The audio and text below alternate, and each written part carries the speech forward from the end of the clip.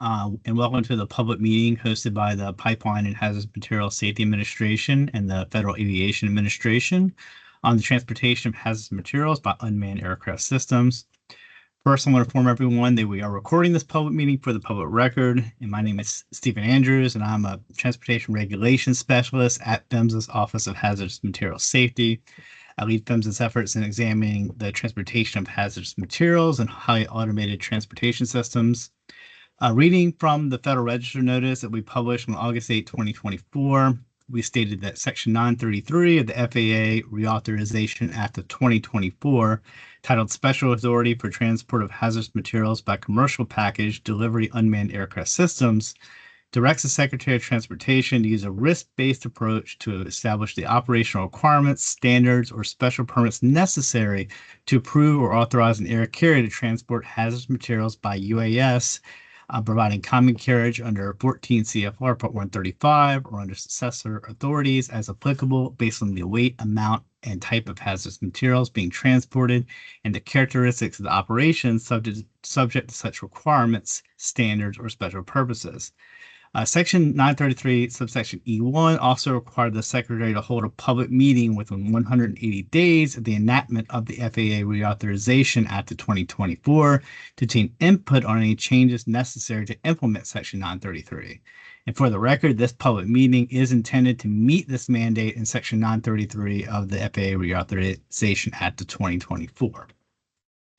Today, we have members from both the PHMSA Office of Hazardous Materials Safety and the FAA Office of Hazardous Materials Safety. From PHMSA, we have Bill Quaid, our Deputy Associate Administrator for Hazardous Materials Safety. Eamon Patrick is here. He's the Acting Chief, the Regulatory Review and Reinvention Branch, and Eamon is helping us to keep this public meeting running smoothly on Teams. From the FAA side, we have Attila Akgun, the Acting Executive Director of the FAA Office of Hazardous Materials Safety. In addition to Till, we also have Kim Miller, who's a branch manager for new registrants, and Lori Ambers, who is a hazardous materials safety inspector for UAS programs. For this public meeting, we'll have some opening remarks from both Bill and Attila. Then we will move to our speaker list for those who indicated they plan to speak at today's meeting. This public meeting is intended to gather stakeholder feedback from those interested in the transportation of hazardous materials by unmanned aircraft systems. The meeting is not intended to discuss any policy decisions today from either PHMSA or FAA. Both PHMSA and FAA are here to listen, but we won't respond to comments or policy questions this afternoon. I will also add that the meeting notes from this public meeting will be added to the docket using the docket number listed in the Federal Register notice that announced this public meeting. In addition, if anyone has any written comments to go along with their spoken testimony today, please provide them to me no later than the end of next week, and we can add them to the public docket associated with this meeting. I know some have already provided those written, and we will place those into the docket. I can assure you that all testimony and information submitted as a part of this public meeting docket will be carefully reviewed and used to guide PHMSA and FAA in any policy-making documents we issue in the future. With that, I'm going to turn it over to Bill Quaid, our Deputy Associate Administrator at the Office of Hazardous Materials Safety here at PHMSA. Go ahead, Bill. Thank you, Stephen. And welcome to everybody. And thank you for taking the time to share your thoughts with us on this important subject. As Stephen mentioned, the meeting's being held to comply with Section 933 of the FAA Reauthorization Act, which asks the Secretary to convene a meeting on the movement of hazardous materials using unmanned aircraft systems, or UAS. PHMSA is pleased to co-host this meeting with our partners at the FAA Office of Hazardous Materials Safety to fulfill this statutory requirement. This meeting aims to bring together key stakeholders to discuss the challenges and opportunities associated with the transportation of hazmat via UAS, ensuring safety and regulatory compliance. Section 933 of the Act specifically tells us to use a risk-based approach to establish the necessary operational requirements, standards, or special permits for approving air carriers to transport UAS. And then on the other side of things, it asks PHMSA to look at the hazardous materials regulations to see if any adjustments are needed to the hazardous materials regulations. We are committed to exploring various ways to meet this mandate and ensuring the transportation of hazmat by UAS is conducted safely.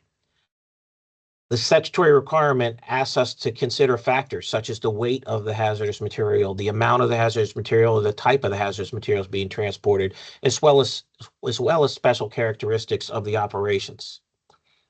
By taking these factors into account, PHMSA and FAA will aim to develop appropriate measures that address the unique risks associated with the transportation of hazardous materials by UAS while maintaining flexibility in how these measures are implemented. PHMSA acknowledges the growth in this area. We've seen a lot of increased movement of an interest in drones transporting. Our leadership has been out, some of our staff to visit various drone operations that are already moving packages, maybe non-hazmat packages, but packages in commerce to get a firsthand knowledge of how those operations are running, what is involved in the transportation of these types of things.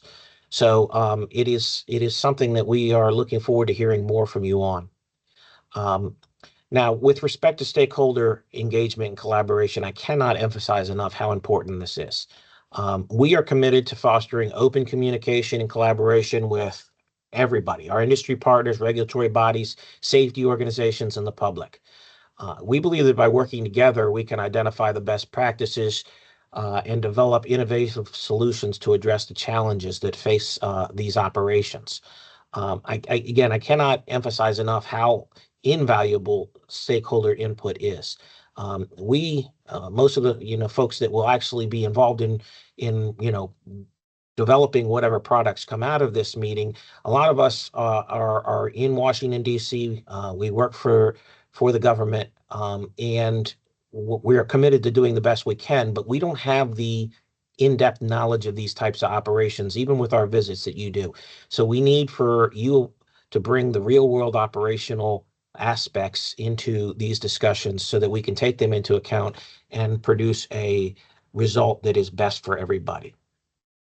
I also want to mention that even before Congress enacted Section 933 of the FAA Reauthorization Act, PHMSA had already begun work on an advance notice of proposed rulemaking, looking at hazardous materials, the transportation of hazardous materials using highly automated systems across all modes of transportation. So whether that be ground, air, or by water. And so this opportunity meshes very well with that. The input that we receive here can also probably work very well or be translated into that rulemaking opportunity. And but there will also be other opportunities through that rulemaking and perhaps other opportunities for folks to give input. And again, I will encourage you to do so. So with that, I will turn the meeting back over to Stephen. Thank you, Mr. Quaid. Appreciate that. Up next, I'm gonna send it to Attila at FAA. And Attila, if you'd like to make some remarks, please. Thank you very much, Mr. Andrews, and thank you, Mr. Quaid. Welcome, everyone, and I want to thank all of you, both our industry and government partners, for joining us today. Both the FAA and PHMSA are eager to hear from you, industry, on your unique perspectives. We have an opportunity here to significantly advance aviation safety by removing the risks associated with the carriage of hazmat aboard crewed and passenger-carrying aircraft and placing those materials on UAS and employing them for hazardous materials deliveries. As Mr. Quaid noted, we've been able to observe several UAS package delivery operations, and I understand and appreciate the tremendous potential of this technology. Safety, however, is paramount, and we must proceed judiciously to ensure the continued safety of people and property, both in the airspace and on the ground, and consider the existing structure of our airspace and, of course, the safety of the public. Basically, we've got to get it right the first time. We want these technologies to come in and just be embraced for the wonderful potential that they have. Section 933 implementation is one of many ongoing initiatives that the FAA is working on now to progress in this space. In Section 933C, Congress allowed the Secretary to require UAS operators to submit safety risk assessments acceptable to the FAA administrator. And we believe SMS, or Safety Management Systems, is really an essential element of expanding UAS operations. FAA also has the Part 108 rulemaking in progress, and because it's an open rule, I can't speak to it much, but I can tell you that we're working to normalize and integrate into the national airspace system certain low-altitude UAS operations. Once finalized, we expect Part 108 to dramatically expedite the introduction of beyond visual line of sight, or BVLOS, UAS operations into the NAS. So thank you again for being here. On behalf of both FAA and PHMSA, we look forward to hearing your thoughts and perspective. And I will now pass it back to Mr. Andrews. Thank you, Attila. That was great. So that brings us, those were the speakers we had from our side today. Next brings us to our speakers from the stakeholders who are interested in speaking. And we set the list in order on the agenda. And first up, we have the Commercial Drone Alliance, and I believe Emily Kimball will be speaking for them. Yes, and Stephen, if I could just do a brief announcement for all of our presenters. So, we have our list of presenters. First we'll go with the Commercial Drone Alliance, then Airline Pilot Association, Zipline, UPS, the American Chemistry Council, the American Fuel and Petrochemical Manufacturers, and DGA Group / Small UAV Coalition. So as you're coming up in the presentation lineup, I'm going to allow you to unmute yourselves. And, I believe our first presenter, the Commercial Drone Alliance, does have some visuals that I'll also share for everyone else. I don't believe anybody else does have visuals. If you were expecting me to share visuals and I don't have them, please send me an email right away, and we'll try to get that taken care of. And appreciate it. And I'll also be monitoring the question and moderating the question and answer functionality within the meeting. So if you have a question you'd like to ask a presenter or one of us, put it in the Q&A. I'll review it, and if it's appropriate for the general audience, I'll publish it and we'll address it. So really appreciate again your time, and we'll get it rolling here. Thanks, Eamon. Appreciate that. Emily, if you're ready, please.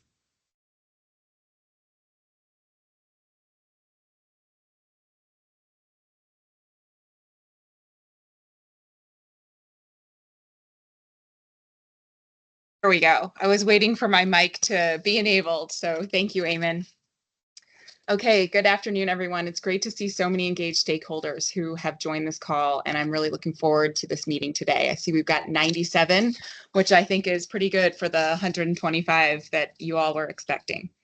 So my name is Emily Kimball. I'm the Deputy Director of the Commercial Drone Alliance. I'm also a partner at the global law firm Hogan Lovells. First, I'd just like to say thank you to PHMSA and FAA for organizing this public meeting to move the dialogue on the transport of hazmat by commercial package delivery UAS forward. For those of you who are not familiar with the Commercial Drone Alliance, and Eamon, if you could go to the next slide, that would be great. We are an independent nonprofit organization led by leaders in the commercial drone industry, many of whom are package delivery companies. We work with all levels of government, including the FAA, PHMSA, DOT, the White House, and the broader executive branch, as well as Congress, to collaborate on policies for industry growth. CDA is focused on safe, secure, and responsible expansion of commercial drone operations to achieve economic benefits and humanitarian gains. We bring together commercial drone end users, manufacturers, service providers, and vertical markets, including package delivery, oil and gas, precision agriculture, construction, security, infrastructure, and many more. So today, I'd like to briefly discuss the benefits of commercial drones and some of the key challenges with the current hazmat regulatory framework. We've also put together 5 principles that we urge PHMSA and the FAA to consider as they move forward. Thanks, Eamon. So the benefits of commercial UAS are substantial, and there are many that we could discuss today. From enhancing worker and public safety to fighting wildfires, promoting infrastructure resilience, expanding equitable and efficient access to critical supplies, ensuring America's leadership in global aviation and supporting the U.S. economy and creating jobs. And then, of course, relevant for today's discussion, facilitating commercial deliveries. These use cases are promising, but the vast benefits of UAS have not yet been truly realized here in the United States. This is because undue regulatory burdens continue to prevent scalable UAS operations and limit the integration of UAS into the national airspace system. Despite the best efforts of relevant offices at the FAA and across the executive branch, the UAS industry continues to be held back by the application of incongruous approaches designed for crewed aircraft, including within the regulatory framework for the transport of hazmat. One of the key barriers has been the application of regulations that are designed for large crewed aircraft carrying significant quantities of hazmat to commercial drones transporting limited amounts of consumer goods with a low hazmat risk. The CDA appreciates PHMSA and FAA's efforts to date to enable the carriage of hazmat by drones, but the one-size-fits-all approach is not effective for scaled operations. Modernization of the regulatory framework is necessary to keep up with innovation.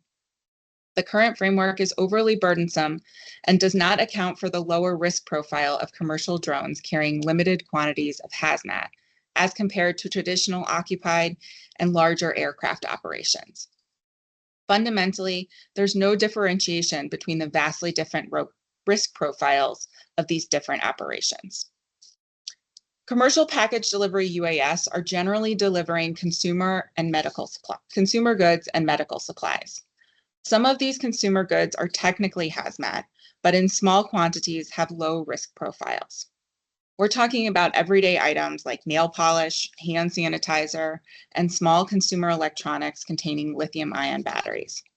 These are categorized as dangerous goods, but they represent extraordinarily low risk when transported in small quantities by unoccupied aircraft and in their normal commercial packaging. We need PHMSA and the FAA to take a tailored, risk-based approach that accounts for the vast differences between the types and quantities of hazmat being transported by package delivery drones carrying these small quantities and the larger uncrewed aircraft, as well as traditional crewed aircraft for which the current regulatory framework was developed. For example, one of the illogical outcomes that has resulted from the lack of regulatory progress is that a drone may carry a battery-powered camera if it's used in flight without any additional regulatory burden. But that same drone cannot transport that same camera in its original packaging. We need PHMSA and FAA to establish a streamlined hazmat approval process specifically for drone operations with reduced requirements where appropriate, given the lower risks involved. So to that end, we've identified 5 principles for your consideration as you advance the development of policy for UAS delivery of packages containing hazmat. Thanks, Eamon. First is to utilize a risk-based approach, which we just heard Bill talk about. This approach should account for the weight, amount, packaging, and type of hazmat being transported, as well as the characteristics of the operations, including as it applies to the handling and training procedures, as well as the development of a local response plan as necessary. This will ensure recognition of the unique, typically lower risk profile associated with UAS delivery operations relative to large crewed and uncrewed aircraft. Commercial package delivery UAS provide inherent risk reductions in hazmat transportation because there are no humans, pilots, or passengers on board with a risk of exposure to the hazmat during an incident or accident. When thinking about risk profiles, we note that when drones are not used, each of these items, nail polish, hand sanitizer, iPhones, will still be moved by personal transport, entering the ground transportation systems in various quantities, combinations, and packaging. Second, we urge the agencies to coordinate with FAA's ongoing Part 108 effort, which I appreciate that Attila mentioned in his opening remarks as well. Broadly enabling UAS flights beyond visual line of sight in a safe and secure manner is critical to unlocking the aggregate safety, security, equity, and sustainability benefits of using drones for many commercial and public safety tasks. The CDA strongly supports the FAA's efforts to meet the congressional mandate to publish a proposed rule to establish a performance-based regulatory pathway for UAS to operate BVLOS. PHMSA and the FAA should ensure that the policies developed for commercial drone delivery of packages containing hazmat align with FAA's Part 108 rulemaking, which will establish the long-anticipated performance-based, risk-based normalization of beyond visual line of sight activity. In addition, much as the FAA has used the summary grant process for the approval of certain operations to inform its Part 108 rulemaking, PHMSA and the FAA should consider providing special permits where appropriate or simplified self-contained policy to allow for hazmat carriage in a way that can provide real-world experience and data as the rulemaking process unfolds. The third principle is that PHMSA and FAA should consider developing a tailored exception for delivery of hazmat items via commercial drone operations to ensure an equivalent level of safety without inhibiting innovation.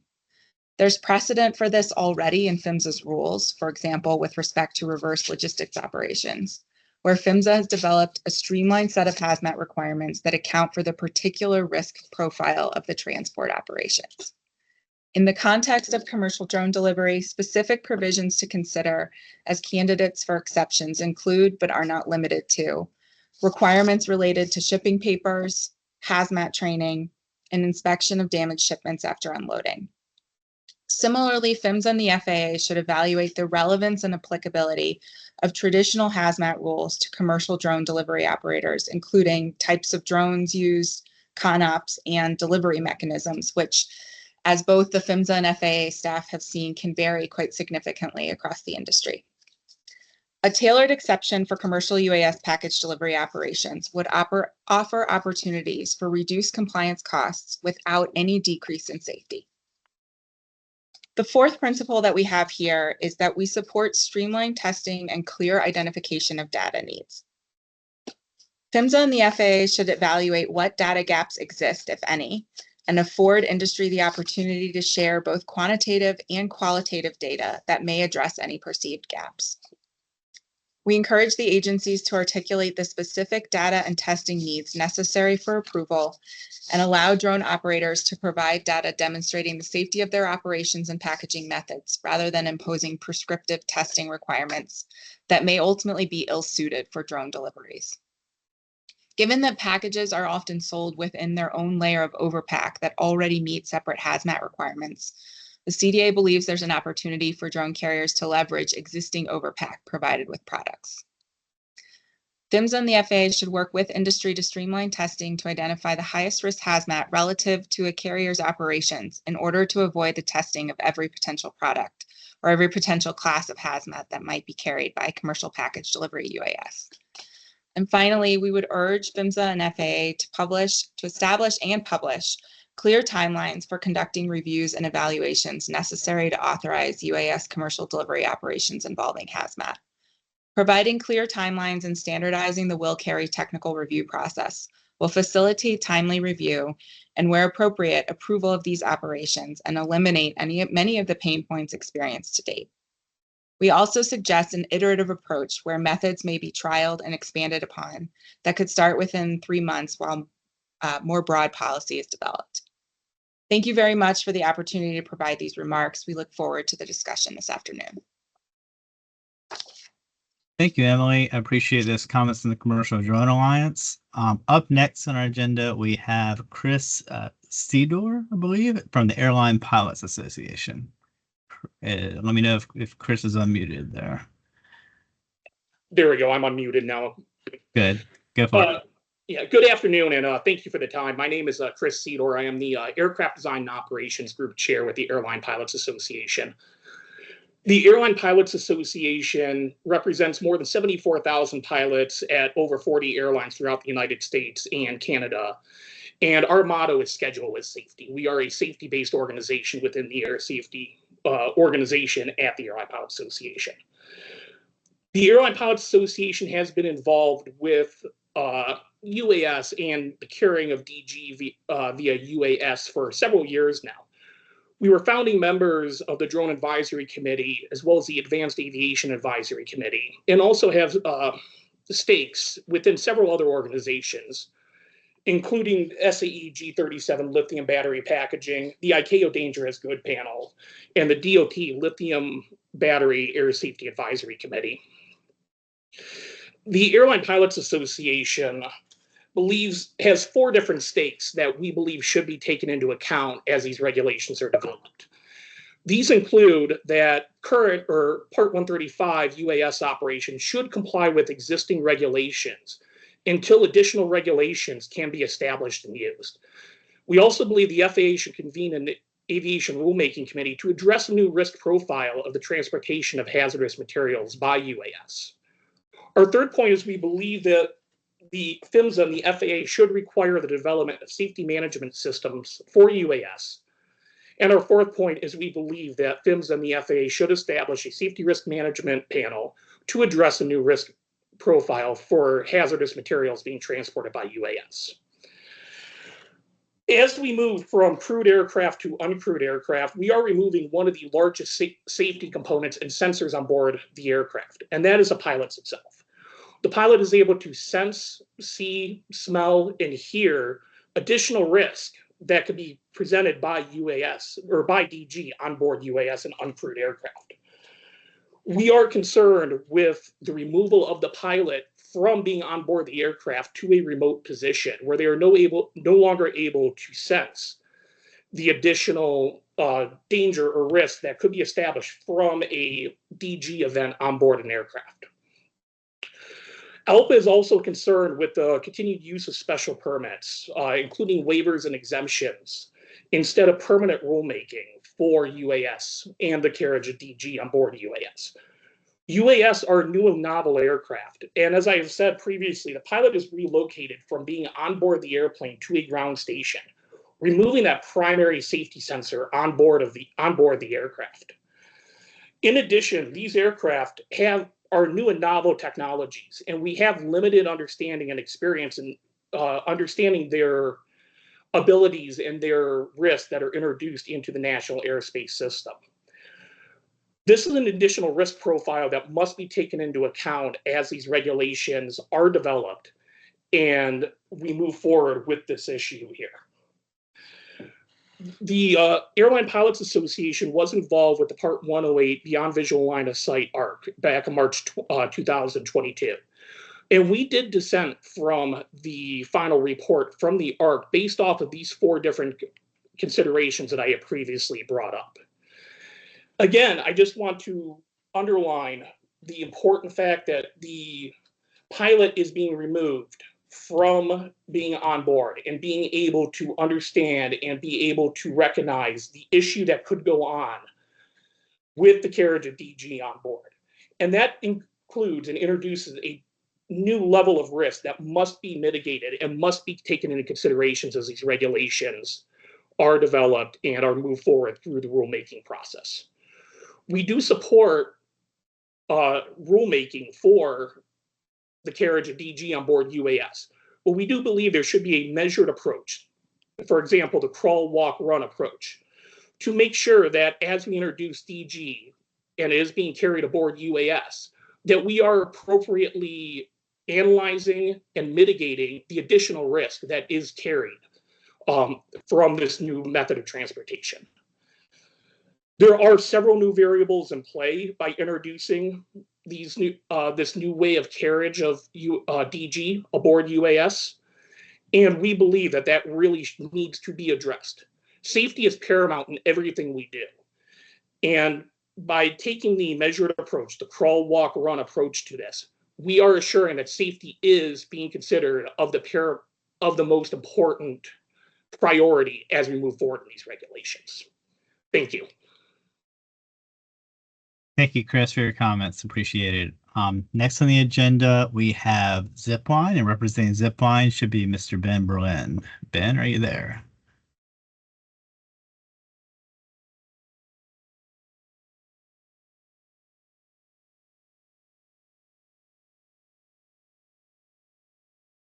I think Ben's still on mute. I don't know if it's either on our end.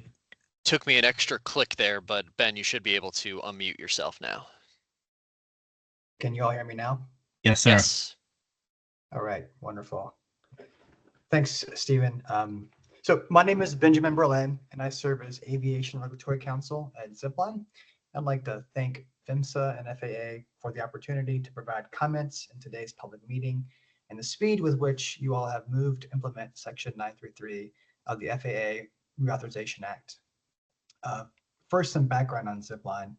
So Zipline designs, manufactures, and operates UAS that deliver medical supplies, healthcare goods, and other consumer products. Zipline is transforming the way goods move so that every human on Earth has access to exactly what they need when they need it, no matter where they live.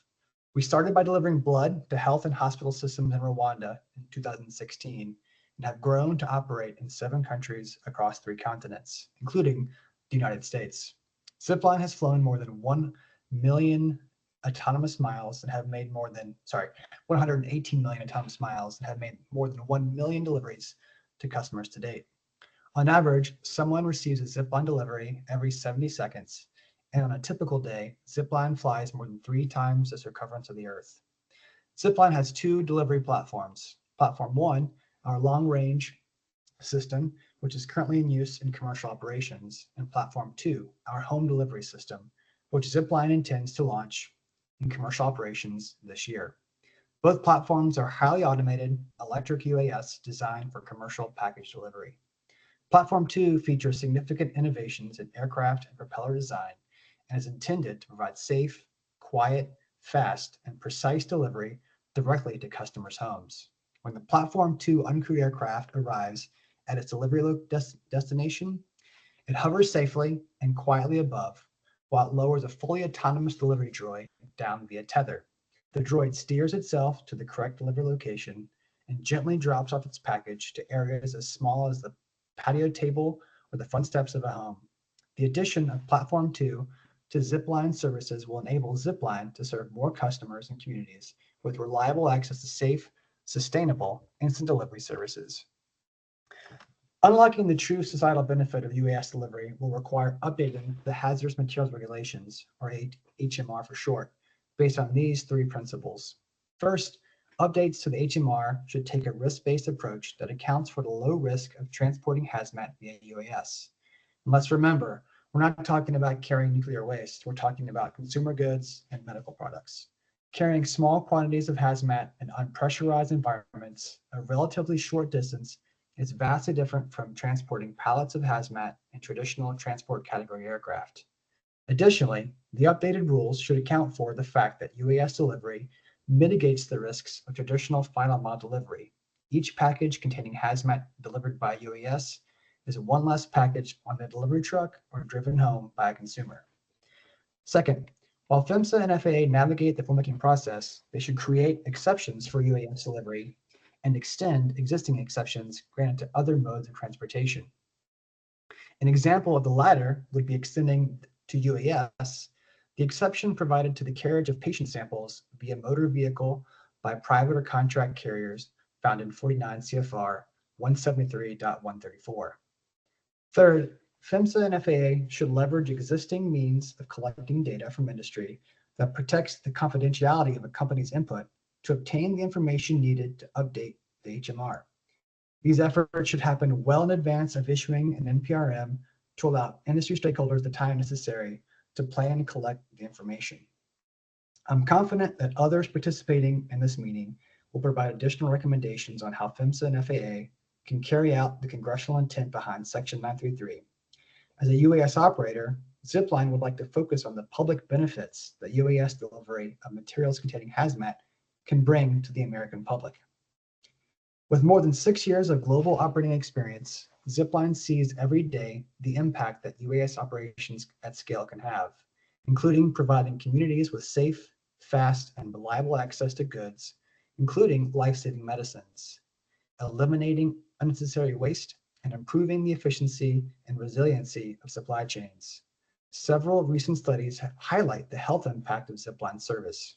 The first, published in The Lancet, showed that Zipline service resulted in a 67% reduction in blood wastage across Rwanda, contributing to greater access to the life-saving product.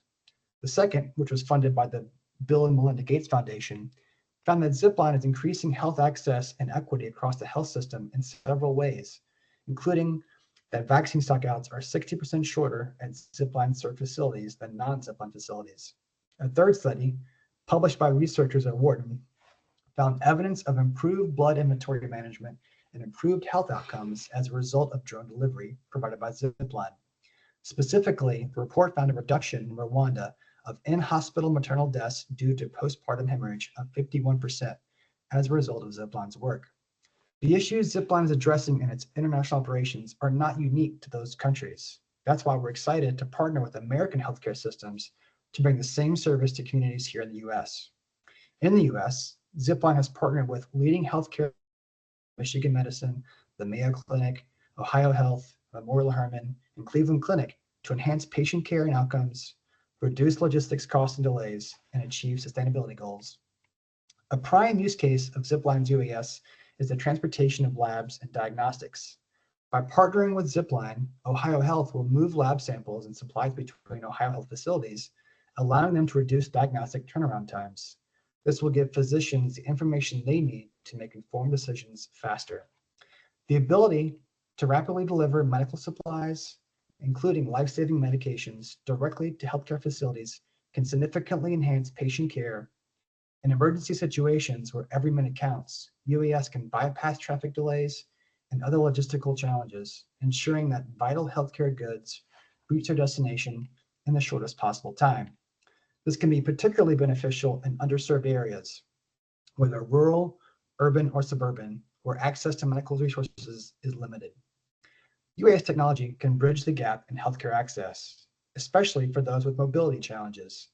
By enabling the prompt delivery of prescriptions and medical supplies, UAS can help ensure that patients in these areas receive the care they need without delay.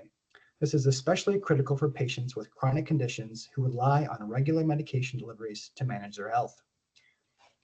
UAS have the potential to reduce the carbon footprint associated with the transportation of healthcare goods. By replacing ground vehicles with UAS for certain deliveries, we can decrease emissions and contribute to a more sustainable healthcare system. Moreover, the use of UAS can reduce the risks associated with the transportation of hazardous materials by minimizing the need for human intervention in potentially dangerous situations. In conclusion, Zipline strongly supports implementation of Section 933 and the development of a risk-based regulatory framework for the transportation of hazmat by UAS. We believe that the public benefits of using UAS delivery, especially for healthcare, are significant and will meaningfully contribute to improved patient outcomes, increased access to care, enhanced operational efficiency, and greater environmental sustainability. Most importantly, we can achieve these benefits without any adverse impact to safety. We urge the Secretary, PHMSA, and FAA to continue moving swiftly to implement Section 933 and to consider the benefits of UAS delivery while developing the operational requirements, standards, and special permits necessary to approve the carriage of hazmat by UAS. Thank you for your time. Thanks, Ben. Thank you for those comments from Zipline. We had UPS next. I believe they actually do not have any speaking notes for this meeting, so we're going to move to the next person on the agenda. From the American Chemistry Council, we have Kat Kasarvaya, right? Hi, good afternoon, everyone. I'm Kat Hosrayar. I'm the Associate Director of Regulatory and Scientific Affairs for the American Chemistry Council, or just ACC. Thank you for the opportunity to address this public meeting. So ACC represents the leading companies in the business of chemistry, which are integral to the nation's economy and security. As we discuss the regulatory framework surrounding the transportation of hazardous materials by unmanned aircraft systems, or here on out, I'll just say UAS, I want to underscore the critical need to ensure the safety and security of our nation's infrastructure. Our facilities, which include chemical plants, oil refineries, and energy production sites, are not only vital to the nation's economic well-being, but also to its security. The potential risks associated with unauthorized drone activity over these sites are quite significant. Drones carrying hazardous materials, or even those with the capability to surveil or disrupt operations, pose a serious threat to both public safety and national security. These risks include potential accidents, security breaches, and even malicious activities that could have devastating consequences. As we gather to discuss the implementation of Section 933 of the FAA Reauthorization Act of 2024, it is important to emphasize the balance we must strike between fostering innovation and also ensuring safety. This act, signed into law by President Biden on May 16, 2024, underscores this balance by directing the Secretary of Transportation to develop a risk-based approach for authorizing the transport of hazardous materials by UAS. Section 933 provides a critical framework for ensuring the hazardous materials transported by UAS under 14 CFR Part 135 or any successor regulations are managed with the highest safety standards. This section calls for a risk-based approach to establish operational requirements, standards, or special permits, which are tailored to the unique challenges posed by the transportation of hazardous materials by UAS.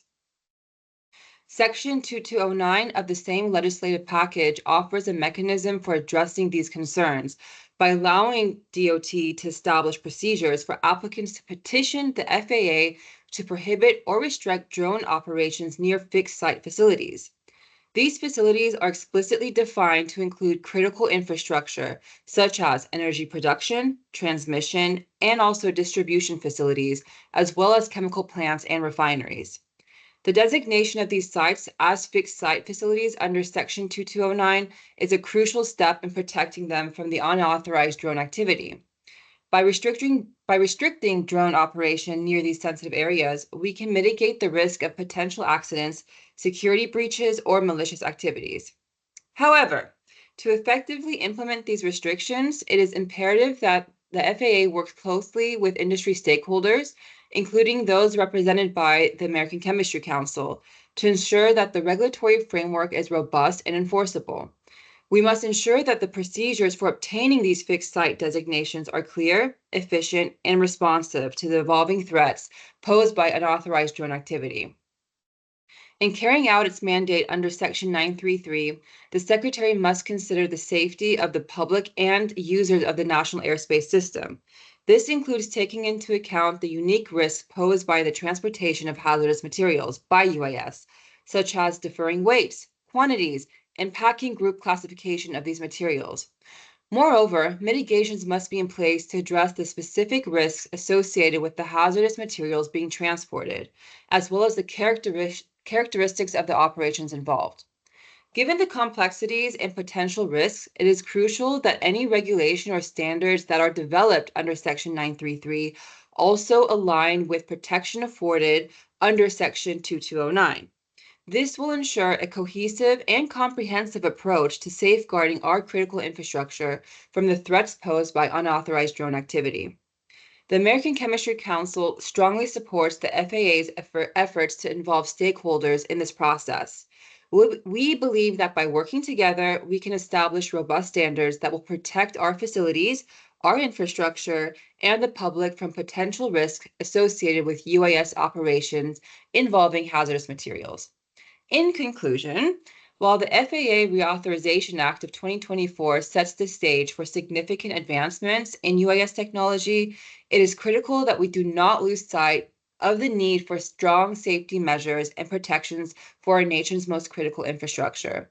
The American Chemistry Council is committed to collaborating with the FAA, PHMSA, and all the other stakeholders to ensure that the final regulation reflect these priorities.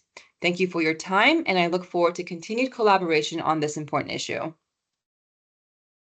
Thank you, Kat, for your remarks. We appreciate that. Next up on the agenda from the American Fuel and Petrochemical Manufacturers, we have Matt Fuller.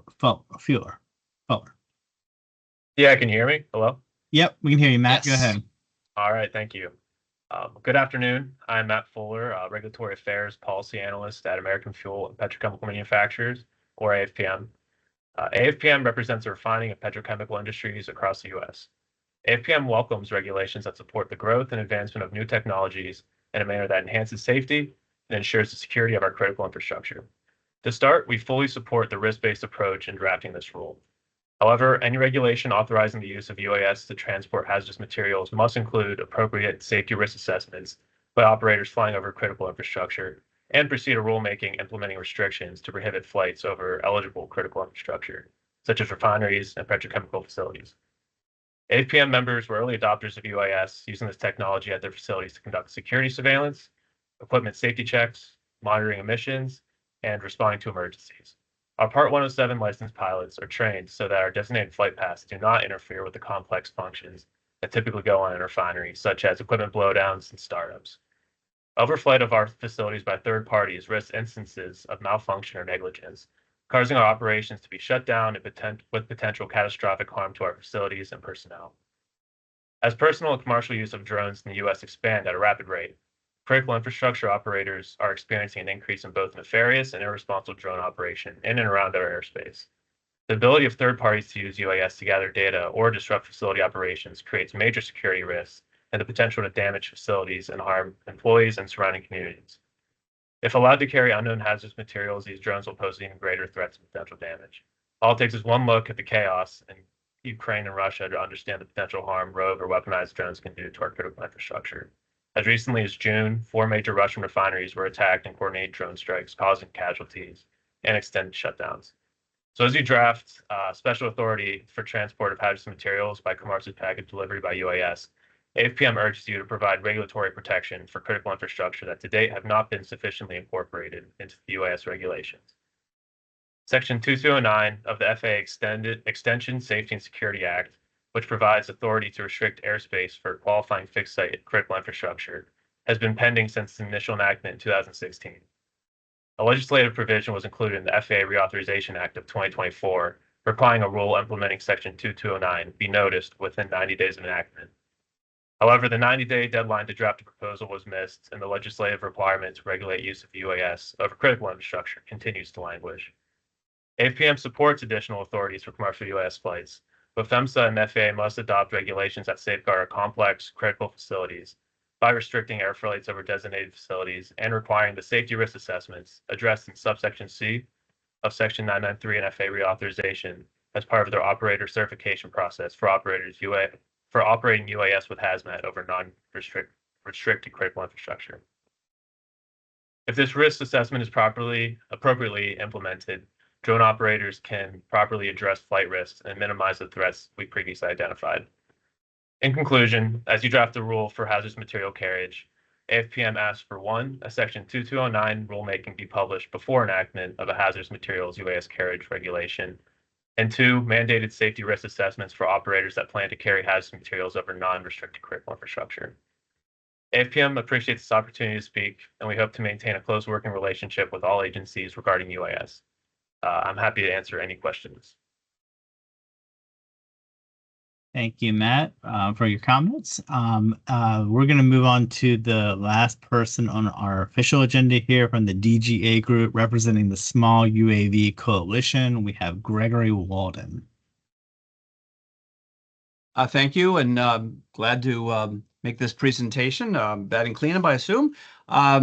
I want to first thank PHMSA and FAA for holding this meeting. Yeah, required by statute, but you met that deadline, so great for that. And also want to agree with the presentation Emily made on behalf of the Commercial Drone Alliance Europe and Ben Berlin's very strong testimony on behalf of Zipline, a member of the Small UAV Coalition.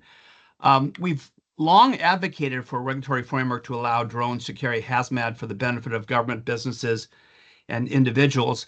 Unfortunately, when Part 107 was issued in 2016, there was a categorical prohibition. Not even a waiver could be granted to conduct a transport of hazmat for a comp or hire. Well, now we have some Part 135 operations going, but the hazmat transport has also been not that smooth. There's a lot of burdens that have been placed on Part 135 operators if they want to carry hazmat, because we do not yet have that risk-based principle and approach for drone operations of hazmat. Just agreeing with the testimony that it's going to be risk-based. Everyone agrees it should be risk-based, but let's look at the fact that PHMSA has for decades recognized the lower risk by any mode of transportation of limited quantities and consumer commodities.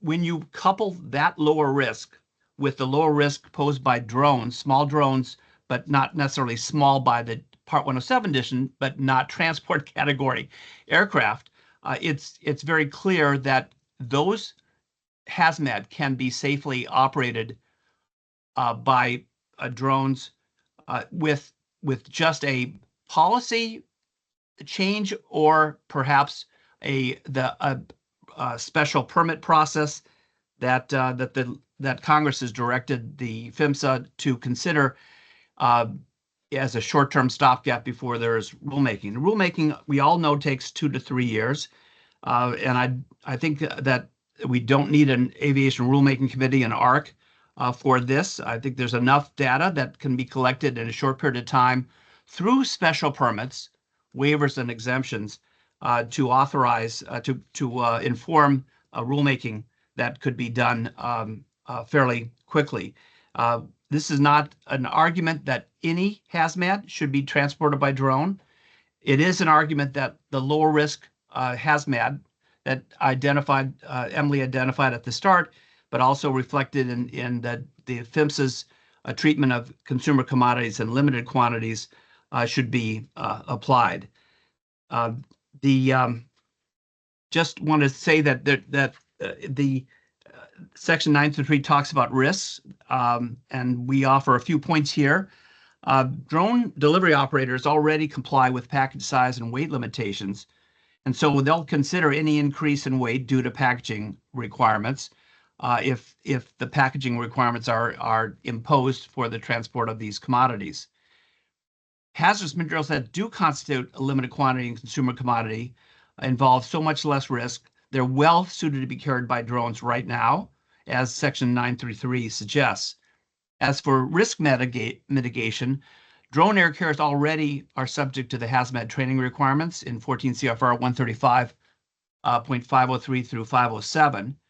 And any regulation of the drone transport of hazmat should be properly scoped to this lower level of risk that the transport of hazmat poses, considering the amounts and weight of drones.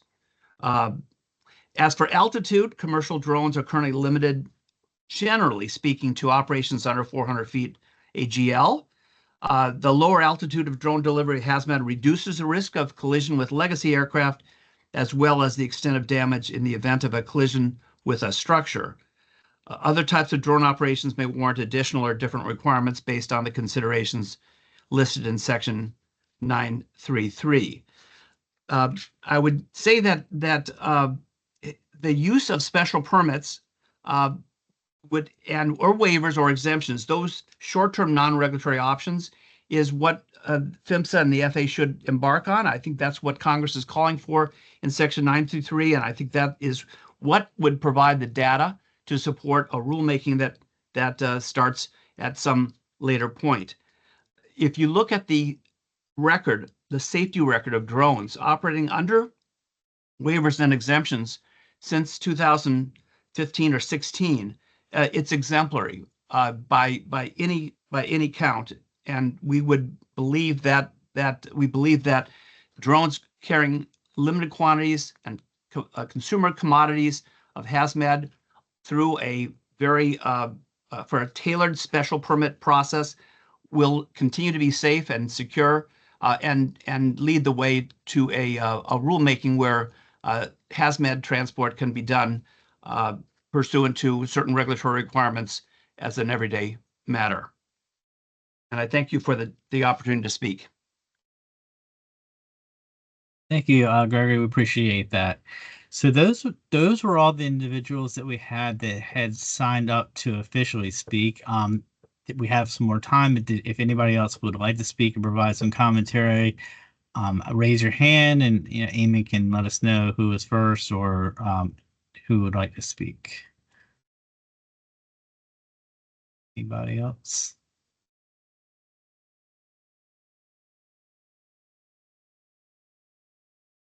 David Weilert. Eamon, can you get him in? Yes. David, you should be able to unmute.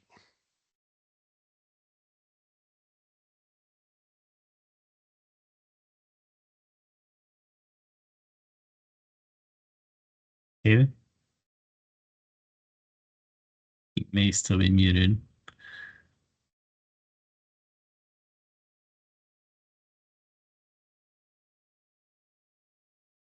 Yeah, David, you have the ability to unmute, but you'll still need to unmute yourself on your Teams.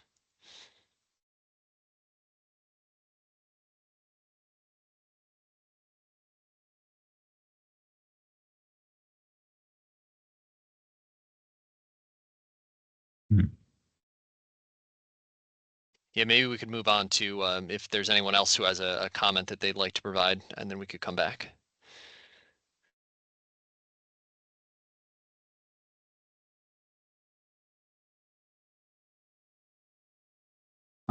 If not,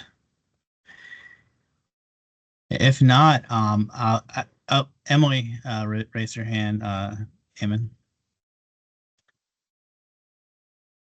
Go ahead, Emily.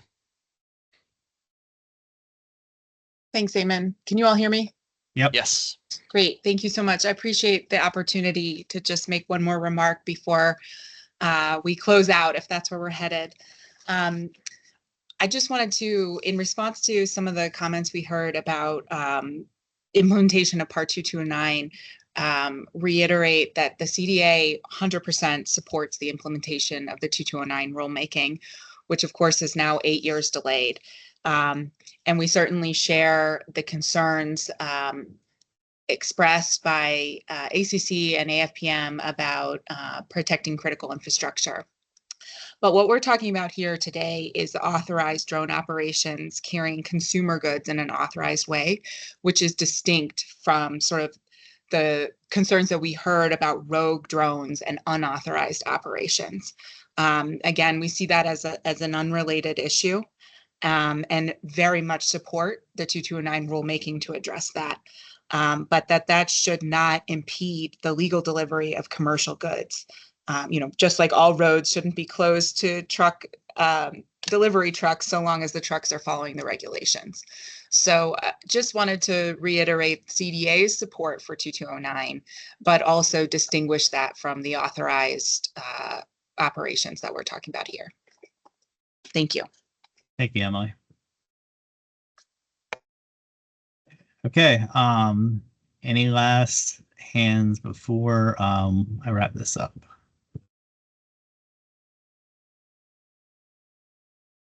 Yeah. If not, as I mentioned earlier in the meeting, if you've not already sent us anything in writing that you want us to submit to the docket and place into the public docket for this meeting, please do so as soon as possible. If you send it to me and Eamon, we'll make sure it gets into the docket itself. Other than that, I want to thank everybody for attending. We'll also produce a transcript of this meeting and place that in the docket as well. So again, thank you for everybody attending, and look forward to working with any of you guys in the future on any other rulemakings or things we put out in the future on the UAS subject. Thank you very much. Thank you, everyone. I'm going to stop the recording. And yeah, again, as Stephen said, we do plan to make the recording and the transcript available to everyone. So thank you for your time today. Thanks all.